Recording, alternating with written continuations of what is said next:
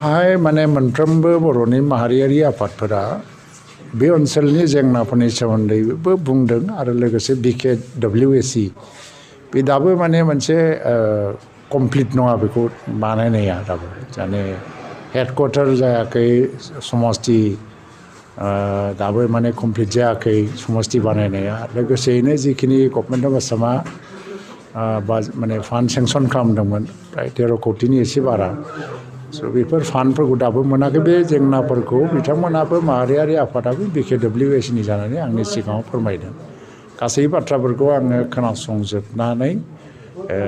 chief minister एबा finance मिनिस्टारजों बेफोर बाथ्राफोरखौ रायलायहैगोन आं खोथाबो होबाय BKWSCआ दाबो माने जोंहा डिलिमिटेसन जायाखै कनस्टिटुवेन्सिफ्रा आरो डिलिमिटेसन जानानै बाहाय जुदि कमप्लिट मोनसे इलेक्टेड काउन्सिल फैयागौ माने फुल फ्लेजेड बाजेटखौ मोननाय नङा मालाबाबो कारण इन्टारिम काउन्सिलनो बाजेट हरा लामसाम ग्रान्ट सिनेट हरो आरो थ' फुल फ्लेजेड बाजेट मोनबाय थानांगौबा इलेक्सन जानांगौ गोख्रैनो थ' इलेक्सन जानांगौबा कनस्टिटुवेन्सि बानायनांगौ कनस्टिटुवेन्सि बानायखांनानै हेडक्वार्टारनि इस्युआ सिमेन्ट सापरि जायो बबावबा जायो बेबायदि मोनसे डिमान्डफ्रा फैदों बाहायथ' सिमेन्ट सापरियाव जानांगौ सिमेन्ट सापरिया मोनसे इम्परटेन्ट जायगा प्रायरिटियाव दङ नाथाय गोबां बिथिंनिफ्राय गोबां आयदा गोबां कुइसनफोर फैबाय थानायखाय हयथ' बेनि सायाव मोनसे डिसकासन जाबाय थादों खिन्थु बे इलेक्टेड काउन्सिल फैयैया बेजोंबो सोमोन्दो गैया जे इलेक्टेड काउन्सिल फैयोबा पार्मानेन्ट जि हेडक्वार्टार जेरावखि जाया गावसोर काउन्सिला जेराव सानदों बेखौ फाइनाल खालामनानै आसाम गभर्नमेन्टखौ साजेसनबो होनो हागौ खिन्थु हेडक्वार्टार जानायनि आगोलबो इलेक्सनखौ खुंनो हायो थ' बेफोरनि थाखाय कनस्टिटुवेन्सि डिलिमिटेसन माबा माबिनि प्रसेसफ्रा बाखि दङ आरो बिनि थाखायनो डेभेलपमेन्ट एक्टिभिटिसफ्रा बाहाय बारा जानो हायाखै थ' बेफोर गासै जेंनाफोरखौ आंजों रायलायदों आंबो आसाम गभर्नमेन्टनि जानानै दिनैहाय मोनसे एसुरेन्स होलांदों जे बेखौ आङो माने एप्रप्रियेट फरामाव रायलायहैगोन सार बे सिमा बारायनायनि उनावहायसो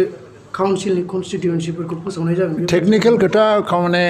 सिमा बारायनाया हयथ'बा बै आगोलनि जे बाउन्डारि कमिसननि चेयारमेन PP भार्मा थैयामोनबा दाहालागै जाखांसिगौमोन डिक्लारेसना बा कमिसन रिपर्टआ आरो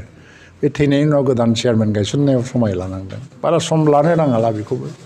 थ' हायोबाथ' बिदिनो साइमल्टेनियासलि जायोबा मोजांमोन खारन मानो होनना होनबा सनितपुर बिश्वनाथ डिस्ट्रिक्टआव माखासे गामिफोरा मोनसे माबा जानानै थालांगोन आरो जे बेसेबां गामिया बिटिआरआव हाबगोन बेसेबां हाबनाय नङा थ' माखासे जुदि साफा सानै मोनफा मोननैया जुदि बोरैबा थालांनो गोनां जायोबा दा जुदि BKWSCनि सिमाखौ दिनैनो कमप्लिट खालामनानै होयो साप'ज आरो बिनि गेजेराव माखासे गामिया थालाङो अब्ला बैखौ बेवहाय सोसनफिननाय बा हरै सोसनफिननायाव मोनसे जेंना फैया नङा फैयो खिन्थु